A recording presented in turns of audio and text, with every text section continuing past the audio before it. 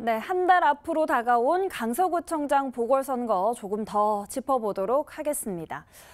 역대 가장 많은 후보들이 나왔고 또 내년 총선의 전초전으로 불리고 있어서 관심이 뜨거운데요. 앞으로 남은 30일 이 선거를 어떻게 지켜봐야 하는지 이종훈 정치평론가와 이야기 나눠보도록 하겠습니다. 안녕하십니까? 네, 안녕하세요. 네, 안녕하십니까. 먼저 이제 딱 한 달 남은 강서구청장 보궐선거의 전반적인 관전 포인트 뭐라고 보십니까? 네, 지금 현 시점에서 관전 포인트라고 한다면 그중에서 이제 첫 번째 관전 포인트는 역시 이 김태우 전 청장이 그 국민의힘 공천을 받아서 출마를 할지 그 여부가 될 것 같고요. 두 번째 관전 포인트는 이제 국민의힘과 이제 민주당 양자 대결이 될 가능성이 굉장히 높은데 어느 당이 이제 이번에 승리할 것인가 하는 겁니다. 지난번 이제 그 지방선거 때 국민의힘이 승리했는데 이번에도 승리할 수 있을지 그 여부가 이제 관심사라고 할 수 있고요. 그리고 이번 보궐선거에 지금 군소정당들이 대부분 후보자를 낼 것으로 그렇게 지금 전해지고 있습니다. 그래서 지금 새롭게 신당을 만드는 그런 이제 정당부터 시작해서 이미 존재하는 정의당 등을 비롯한 이제 그런 소수 정당들까지도 후보자를 내서 내년 총선의 가늠자를 삼으려 할 가능성이 좀 높습니다. 그래서 이들 군소정당이 과연 지금 어느 정도나 표를 획득할 수 있을지 그 여부도 관심사입니다. 네, 그럼 이제부터 디테일하게 각 당의 상황을 들여다보겠습니다. 먼저 여당인 국민의힘 우여곡절 끝에 후보를 내기로 했고 3명이 공천을 신청했습니다. 김용성, 김진선, 김태우 이 3명 가운데 1명이 후보가 될 건데 공천 결과를 좀 어떻게 전망하십니까? 네, 아무래도 이제 기존에 이제 좀 조직이 있는 분이 좀 유리하지 않을까 이런 생각이 좀 들고요. 경선을 이제 치르는 과정이라고는 하지만 그런 점에서 역시 이제 그 김태우 전 청장이 그래도 이미 청장을 이제 한번 했었고 지난번에 당선이 됐기 때문에 조직적인 측면에서는 상대적으로 좀 유리한 위치에 있지 않을까 이런 생각이 좀 들고요. 또 아시다시피 지난 이제 8.15 광복절 때 이제 특별 사면이 되면서 이제 출마가 가능해졌는데 여기에 윤심이 실렸다. 이제 이런 이제 얘기도 나오고 있습니다. 그래서 이것도 역시 국민의힘 당원들에게 일정 부분 영향을 미칠 가능성이 크지 않나 이렇게 생각을 합니다.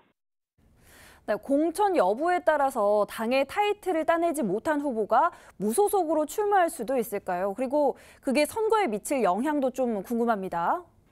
네, 통상적으로 이제 그 경선을 이제 치르는 과정에서 이제 탈락한 이제 그런 경우는 아무래도 당원 당규 규정도 있고 또 정치적인 그런 이제 명분도 있고 그래서 출마가 좀 어렵죠. 무소속으로 출마한다는 게 어려운데 그 전에 이제 좀 경선 이전에 좀 탈락된 인물들이라고 한다든지 이런 경우에는 이제 그 무소속으로 이제 나올 수도 있습니다. 그런데 이번 같은 경우에도 역시 그 양당 대결이 될 가능성이 높기 때문에 무소속 후보가 나올 가능성은 상대적으로 그렇게 높진 않다.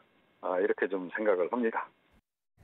네, 또 더불어민주당도 이야기를 해보겠습니다. 국민의힘보다 먼저 후보자를 결정했는데 진교훈 전 경찰청 차장을 전략 공천했습니다.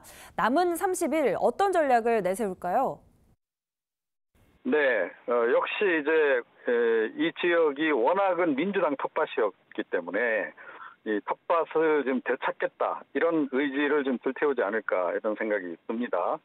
만약에 김태우 전 청장이 공천을 받아서 국민의힘 후보로 나온다라고 할 경우에는 아무래도 이게 윤심이 좀 실렸다 그런 이제 그 분석 때문에 좀 전국 단위로 관심을 끌게 될 가능성이 굉장히 높고 내년 총선의 바로미터가 될 거다 이런 분석이 좀 힘을 얻을 가능성이 높습니다. 그렇게 전제한다라고 본다면 민주당도 이제 마찬가지 전략을 쓸 수밖에 없는 거죠. 그래서 내년 공천의 바로미터가 될 수도 있기 때문에 그래서 이제 검경 대결 구도도 좀 염두에 두고 전략 공천을 한 것 같고요. 그래서 이번 보궐선거에서는 어떻게든 승리를 해야 내년 총선 승리의 가능성도 높아진다. 이렇게 지금 보고 있는 것 같습니다. 네, 끝으로 이번 선거는 진보 정당들의 출마도 눈에 띕니다. 단일화를 추진 중인데 단일화 여부에 따라서 선거에 미칠 영향이 좀 어떨 것 같습니까? 네, 아무래도 이제 뭐 진보 그 지지층 표심이 분산이 되면 민주당에게 상대적으로 좀 불리해질 수 있겠죠. 그래서 뭐 과거에도 이제 정의당하고 특히 민주당은 후보 단일화를 이제 하기 위해서 굉장히 애를 많이 쓰고 했었는데 이번 같은 경우에도 아마 그런 노력을 기울일 것 같아요. 그럼에도 불구하고 이번 보궐선거는 조금 전에 말씀드렸듯이 내년 총선의 일종의 바로미터라고 지금 대부분의 정당들이 좀 인식을 하고 있기 때문에 지금 군소 정당들도 다 마찬가지입니다. 그러니까 진보 정당들도 대체로 이제 군소 정당들이죠. 그나마 이제 큰 게 정의당 정도 이렇게 봐야 되는데 이들 정당도 이번 보궐선거를 통해서 내년 총선 때 과연 얼마나 우리가 득표할 수 있을지 그거를 테스트해보는 장으로 삼을 가능성이 좀 높지 않나 이렇게 생각을 합니다. 일종의 이제 테스트베드로 생각을 하기 때문에 단일화를 하지 않고 아마 완주를 해서 최종적으로 성적표를 받아 든 다음에 그걸 가지고 뭐 진보 정당 간의 그 이후의 통합이라든가 그런 과정에서 주도권을 잡으려 하지 않을까 이렇게 예상이 됩니다. 네, 알겠습니다. 오늘 말씀은 여기까지 듣겠습니다. 이종훈 정치평론가와 한 달 앞으로 다가온 강서구청장 보궐선거에 대해 이야기 나눠봤습니다. 고맙습니다. 네, 고맙습니다.